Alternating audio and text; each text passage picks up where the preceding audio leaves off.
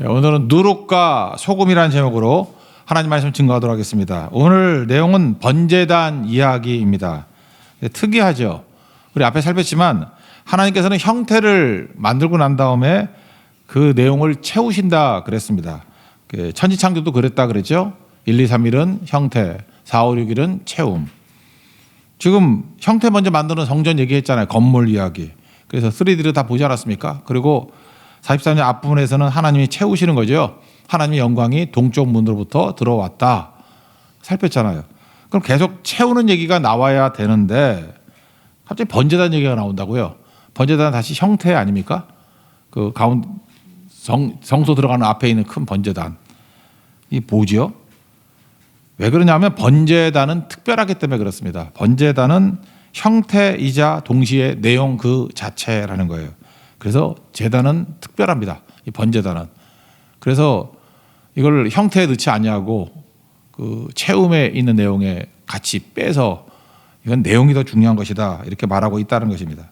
사실 보면요, 성막이 있기 이전에, 성전이 있기 이전에는 제단이 성전 그 자체였습니다. 뭐 예를 하나 든다 그러면 노아 예를 들면 창세기 8장 20절에 보니까 노아가 여호와께 제단을 쌓고 모든 정결한 짐승과 모든 정결한 새 중에서 제물을 취하여 번제로 제단에 드렸더니, 그러니까 성막 없을 때 뭐는 있었어요? 번제단이 있었다고. 거기서 번제를 드렸다. 그러니까 성막의 원형이 되는 게 뭡니까? 제단이에요. 제단, 번제단. 그래서 이거는 형태라기보다도 어떤 내용 자체도 될 수 있다. 그래서 따로 띄어서 설명하고 있습니다. 그러니까 무슨 얘기예요? 중요하다는 거죠. 번제단 되게 중요하다. 형태를 말하는 게 13절부터 17절까지인데 이건 3D를 보면 될 것 같아요. 한번 봅시다. 3D가 아니라 이게 그림으로 보면 알 것 같아요. 이게 3층으로 돼 있어요. 3층으로 돼 있고 계단이 있고, 그래서 다른 성경에 보니까 제사장이 속옷 입고 올라가라고, 계단 올라갈 때 노팬 튀면 안 된다 뭐 그런 거죠. 예, 그렇게 이게 계단이기 때문에. 그리고 4개 뿔이 있죠. 뿔이 있고 정사각형 형태의 이런 제단이다. 그러니까 계단이 있고 3층 구조고 4개의 뿔이 있다. 이거 권능의 상징이고, 범죄한 사람이 이 뿔을 붙들면 뭐 웬만하면 살려주죠. 죽이지 않는 뭐 그런 내용이 이 번제단이라는 것입니다. 하나님께 예배하는 장소에 됐습니다. 이건 간단히 넘어가고, 오늘의 강조점은 2가지입니다. 앞부분은 피고 뒷부분은 소금이에요. 그러니까 이 번제에 있어서, 번제단에서 중요한 게 2가지라는 것입니다. 뿌리는 거예요. 씨 뿌리고 소금 뿌리고. 우리가 어제 살폈던 말씀이 있기 때문에 중복되는 거 좀 빼고, 이 번제단에서 하는 일이 뭐냐면 피 뿌리고 소금 뿌리고, 이거의 의미를 살펴보도록 하겠습니다. 첫 번째, 피를 뿌린다. 이건 무슨 얘기죠? 정결하게 한다라고 하는 거예요. 그래서 번제단 자체를 정결하게 하는 것을 2차례나 반복하고 있습니다. 먼저 18절 읽겠습니다. 시작.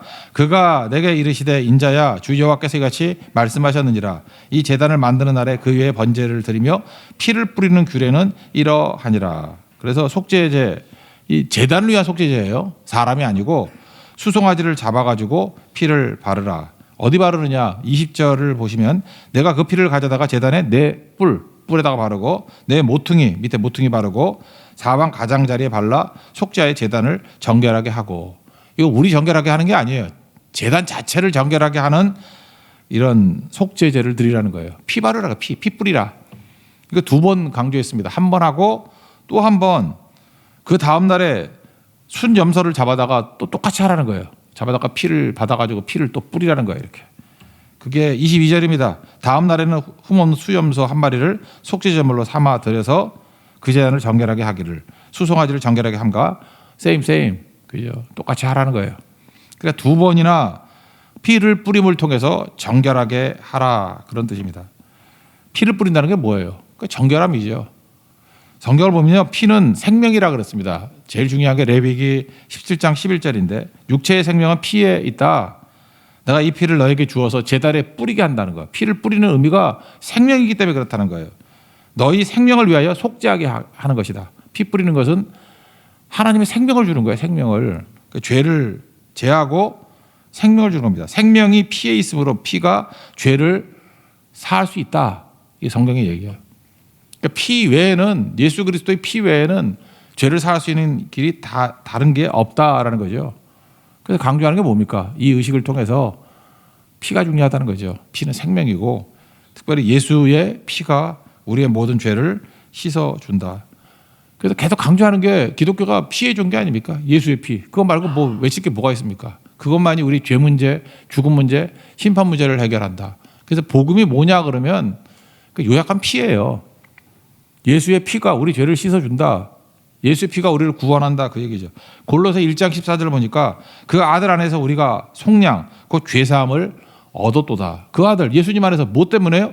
피 때문에. 그걸 강조하고 있다는 것입니다. 다른 해결책이 없죠. 그래서 구원이 뭡니까? 예수의 피를 믿는 거예요.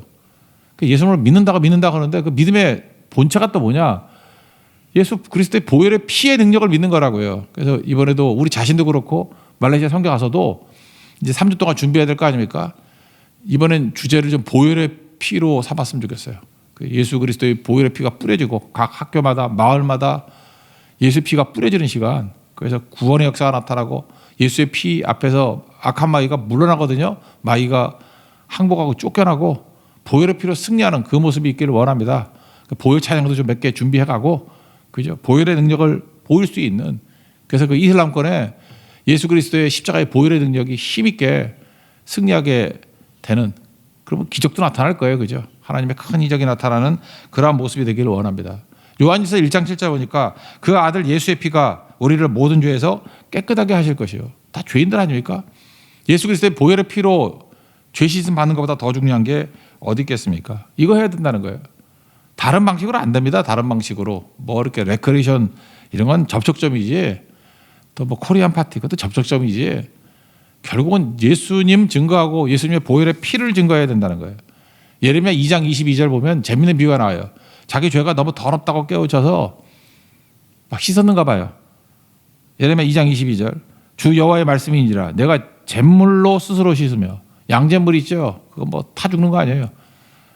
양잿물 보니까 그 고깃집 알바하는 사람들 보니까 그 양잿물로 닦더라고. 물론 나중에 뭐 물로 부시겠지만 그러지 않으면 그 탄 게 떨어지지 않아요. 근데 그 탄 것도 양잿물에 다 떨어져요.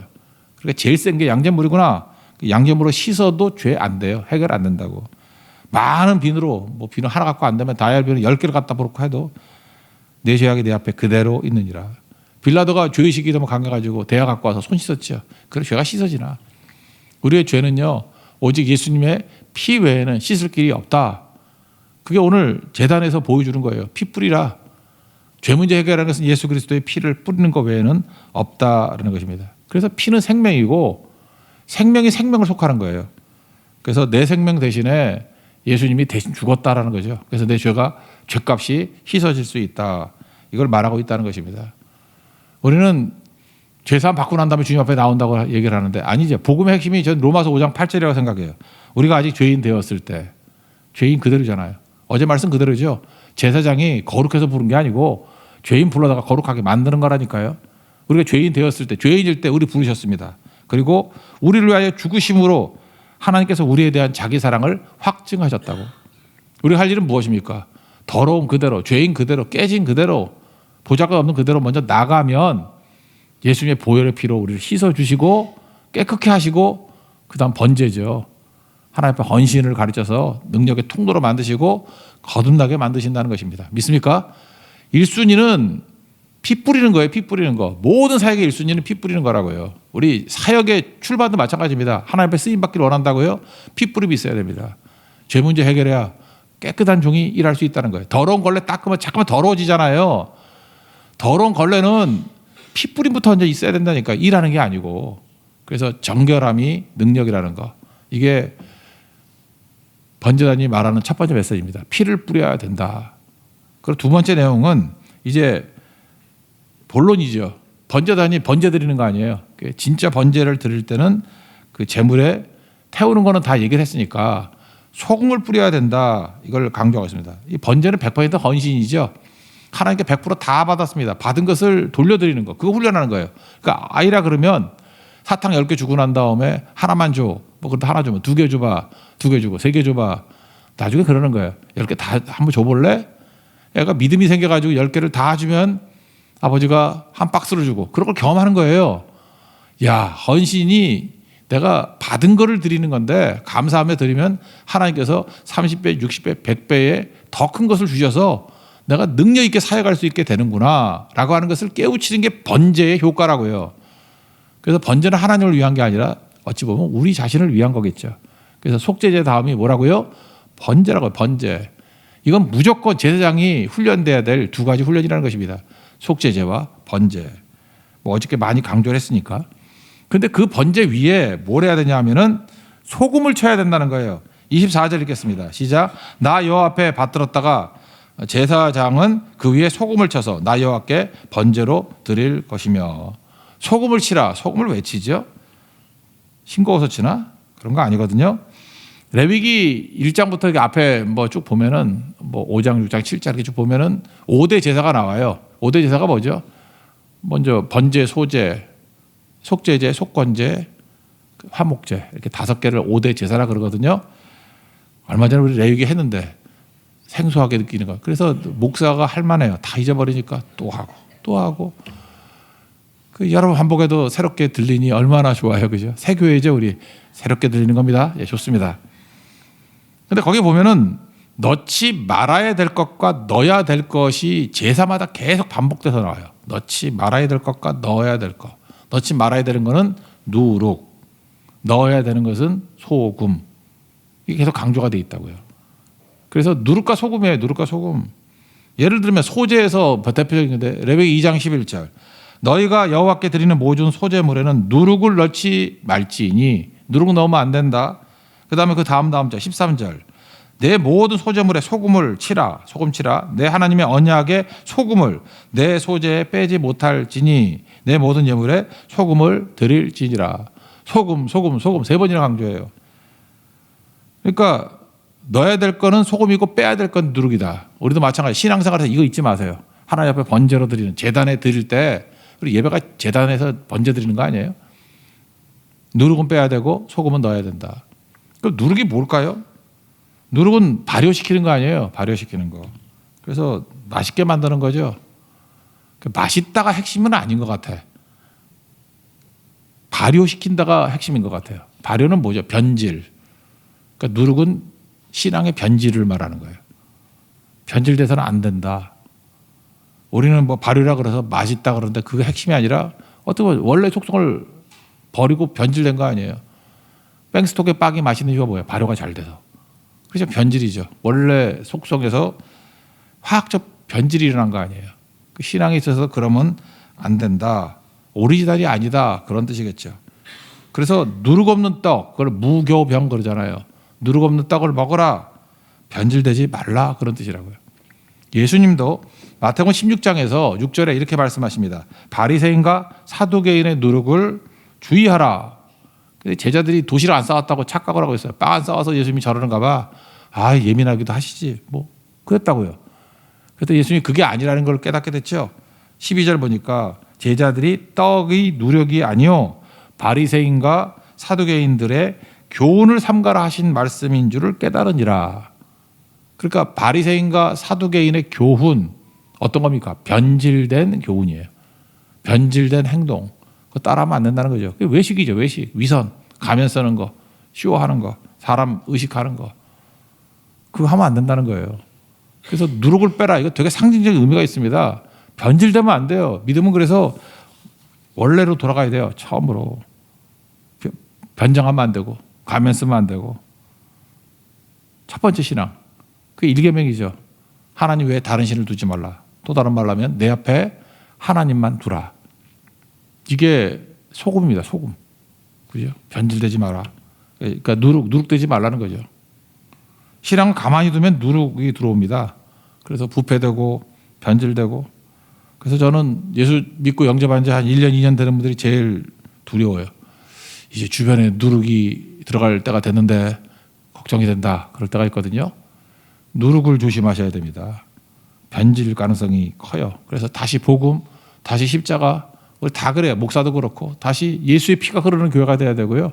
보혈의 능력을 의지하는 교회가 돼야 된다고. 아니면 누룩이 들어와서 우리를 다 변질시킨다는 것입니다. 그래서 누룩을 제거하라. 이게 얼마나 중요한지 일주일 동안 무교절이잖아요. 누룩 없는 떡만 죽어라 먹으라는 거예요. 왜? 그 정도로 이렇게 변질시키는 게 무섭기 때문에 그래서 깨닫게 만드는 거죠. 먹으면서 깨닫는 거죠. 맛 되게 없거든요.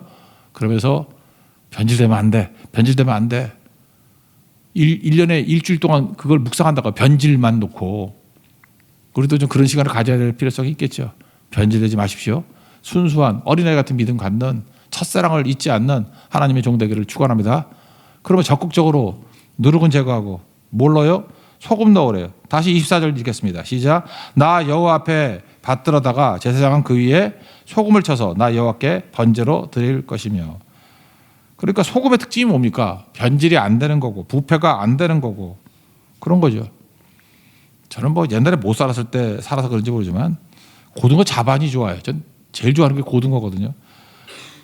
제가 이전 교회 있을 때 한 번 소문이 잘못 나가지고 그 어디 가가지고 어떤 분이 참 정성스럽게 했어요. 그래서 그냥 별로 좋아도 않는데 되게 맛있게 먹었던 게 갈치였거든. 아, 소문 한 번 잘못 나니까 3년 동안 갈치만 먹었어요. 내가 제일 싫어하는 게 갈치인데 비싸기만 하고 요즘 비싸다면서요. 제가 어렸을 땐 갈치가 제일 싼 거였어요. 그래서 가난한 애들만 먹는 거였고 그 가시가 싫고 그래서.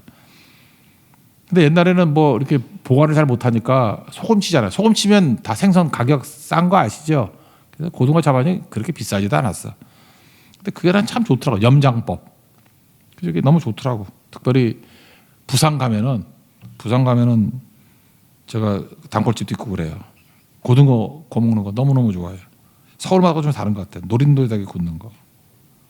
소금을 왜 치죠? 냉장고 없을 때도요. 부패하지 않기 때문에. 소금은 그런 거예요. 누룩은 변질되는데 소금은 부패하지 않는다. 그게 핵심이라고요. 그래서 소금을 뿌리는 거라고. 그래서 계약을 할 때에도 이걸 갖다가 소금 언약이라 그래요. 소금을 치면서 뿌리면서 하는 언약. 우리 한국에서는 소금 뿌리면 재수 없다죠. 근데 성경의 정신에 의하면 소금 뿌리는 것은 변함이 없는 약속이다 그런 뜻이에요. 그래서 에스라 4장에 보면 14절에 신하들이 왕 앞에서 충성을 다한다 그러면서 소금 먹어요. 이제 왕궁의 소금을 먹음으로 뭐 이런 게 나와요. 여기서 뭐 월급 주는 걸 솔트에서 나온 게 샐러리라며 뭐 그런 얘기 들어봤죠. 이게 변함없는 충성 또는 뭐 월급 뭐 이런 걸로 연결이 된다는 것입니다. 그래서 소금은 좋은 것, 변함 없는 겁니다. 그래서 모든 제사에는 소금을 뿌린다고. 민수기 18장 19절 보니까 이는 여호와 앞에 너와 내 후손에게 영원한 소금 언약이니라. 소금 뿌리면서 제사 드리는 것이 소금 언약. 또 역대하 13장 5절 보니까 이스라엘 하나님 여호와께서 소금 언약으로 이스라엘 나라를 영원히 다윗과 그의 자손에게 주신 것을 너희가 알 것 아니냐. 그러니까 소금 언약 그럼 뭐죠? 변함이 없으니까 뭐하고 똑같아요? eternally. 영원히. 영원한 왕 예수 그럴 때 뭐예요? 내가 소금을 두고 왕으로 인정합니다. 그거 똑같은 개념이라고요. 영원한. 소금은 영원성이에요. 그래서 결혼식 할 때도 우리 기독교에서 결혼식 할 때는 뭐 반지 끼고 뭐 이런 것도 중요하지만 그 신랑 신부에게 그냥 소금을 하나씩 먹였으면 좋겠어. 그죠? 변함이 없게 하라고. 이게 성경적이지 않나? 그래서 이게 누룩이 없는 거는 누룩 없는 떡. 누룩 없는 떡은 우리 한국에서 먹는 건 수제비거든요. 수제비. 밀가루 막 반죽해서 뚝뚝 띄어서 먹는 거. 그 발효 안 시켰잖아요. 수제비에다가 소금 찍어 먹는 거. 아니면 우리 1년에 한 일주일씩 그거 먹어야겠어. 우리 주방에 부탁을 해서 그냥 맑은 국물에 수제비만 끓여서 소금만 주는 거야. 찍어 먹으면서 맛없다. 이걸 어떻게 먹어? 그게 우리의 무교절이 되면 좋겠어요. 그러면서 나도 이렇게 변질되지 않고 소금과 같이 부패되지 않고 하나님 앞에 쓰임받기로 합니다. 반응이 이렇게 안 좋아요. 먹고 살라 그래요? 우리 신앙이 중요한 거 아니에요? 수제비 소금 찍어 먹는 거 이거 되게 중요한 것 같은데 이거 성경적인 거 아니냐고. 변함 없는 거. 그죠? 그래서 결혼식에도 그 식사 이렇게 하면 돼요. 그냥 수제비에 소금 찍어 먹게. 그거 되게 중요할 것 같아요. 그래서 이걸 다짐하기 위해서 예수님이 그러죠. 순서가 뭐예요? 소금이 먼저고 빛이 다음이라고. 너희는 세상의 소금이니. 마태복음 5장 13절. 14절에 뭐예요? 너희는 세상의 빛이라. 그러니까 소금과 빛이에요. 빛과 소금이 아니라 소금 되라. 먼저 우리가 변질되지 않고 부패되지 않는 모습이 있으라. 여기서 맛은 뭐예요? 그 부패되지 않는 그 소금의 성질을 말하는 거예요. 이렇게 맛있고 없고 그런 것보다도 그 짠맛이라는 게 무슨 뜻입니까? 변질되지 않는 맛. 그걸 갖고 있어야 되고 세상의 빛이 그 다음에 되는 거죠. 뭘 하는 거죠? 나가서 비치게 되는 거. 그래서 소금은 부패되지 않는 누룩을 이기는 힘이에요. 그게 소금이에요. 그래서 이번 말레이시아 선교 떠날 때에도 하여튼 월요일과 화요일은 다 소금만 팍팍 쳐 먹어서 부패되지 않는 모습으로 서 있고 그 다음에 이제 수요일부터 빛으로 역할을 잘 감당할 수 있는 그런 것도 되게 의미가 있다고 생각합니다. 하나님 앞에서 그런 사명을 감당하는 우리 믿음의 종 되기를 바랍니다. 자리에서 일어나겠습니다. 예수의 피를 힘입어 찬양하겠습니다.